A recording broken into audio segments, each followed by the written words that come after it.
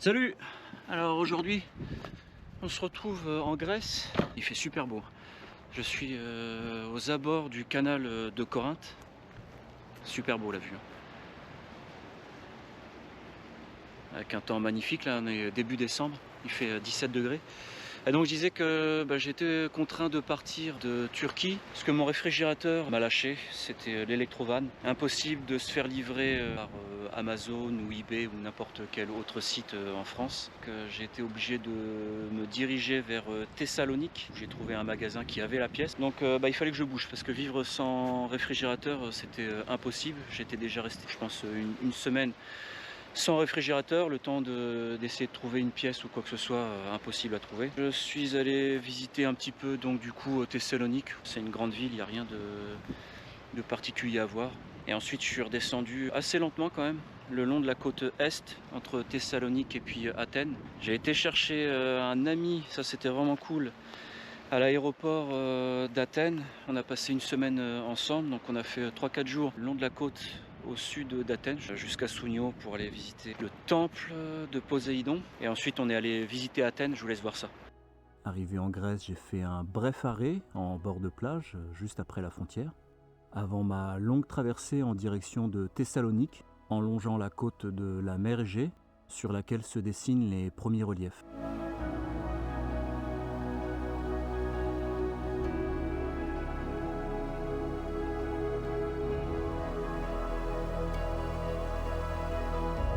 Une route très agréable qui vous amène à travers les massifs montagneux, au-dessus des vallées brumeuses, tel un océan nuageux, avant d'apercevoir au loin la ville de Thessalonique, dans laquelle je resterai quelques jours, le temps de réparer mon frigo, d'arpenter quelques rues et d'assister à un magnifique coucher de soleil.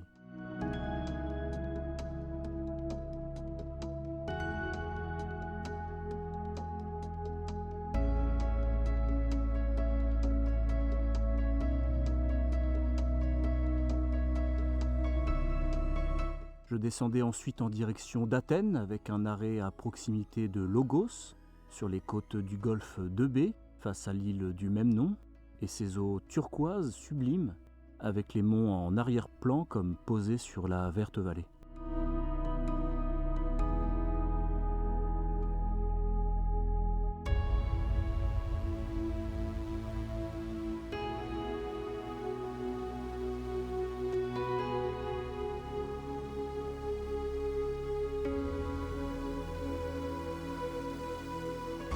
À quelques kilomètres au sud, je ferai une halte à Kinos, où se trouve un site archéologique remontant à l'ère néolithique et offrant une vue imprenable sur les eaux cristallines du golfe.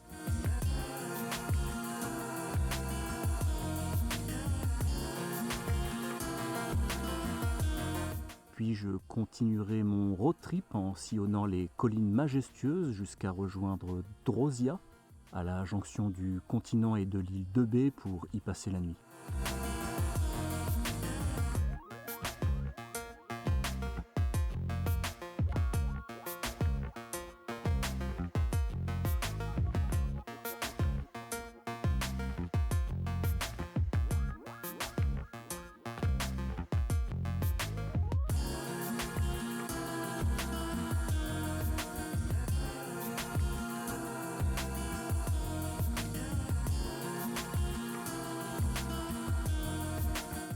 Ensuite, direction le cap de Sounion pour visiter les ruines du temple de Poséidon, vieux de 2500 ans, qui surplombe de manière spectaculaire la mer Égée.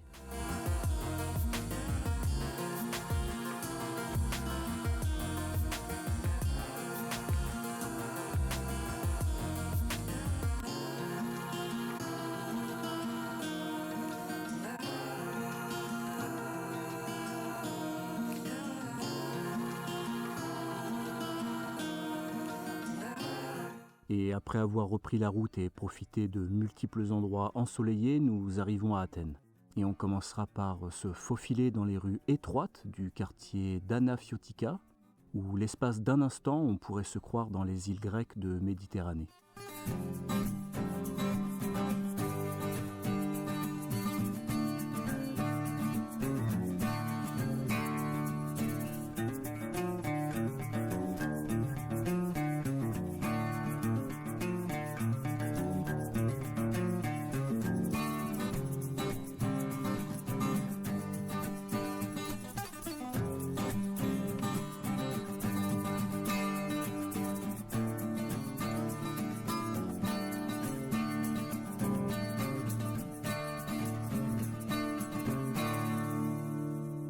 Perché sur sa colline escarpée de 150 mètres s'élève l'emblématique Acropole d'Athènes. Ce lieu historique a servi d'habitat, au moins depuis le néolithique, puis fortifié deviendra les prémices d'un sanctuaire dès le 2e millénaire avant notre ère, où un culte était voué à Athéna, déesse de l'Olympe. L'acropole abrite un grand nombre de vestiges, de temples, de monuments antiques et compte parmi les sites touristiques les plus visités au monde.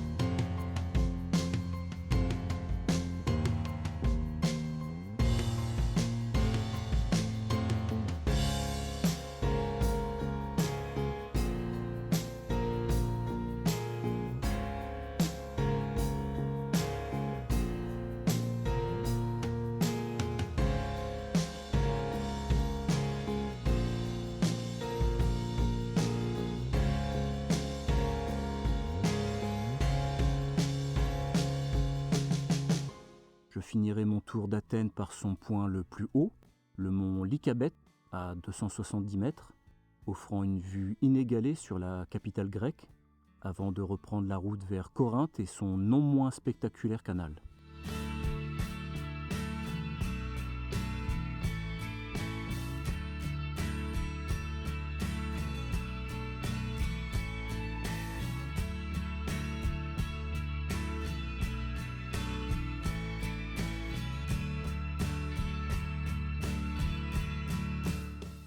Voilà, et juste après Athènes, moi j'ai repris la route tout seul en direction du canal de Corinthe.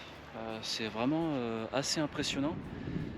C'est vertigineux, ça tombe à pic, ça a été creusé jusqu'à 56 mètres de profondeur et il y a encore 8 mètres de profondeur sous l'eau. Le canal aura connu bien des déboires au cours de l'histoire et sera achevé en 1893, reliant ainsi la mer Ionienne à la mer Égée. Merci d'avoir regardé et dans la prochaine vidéo, on se retrouve dans le Péloponnèse.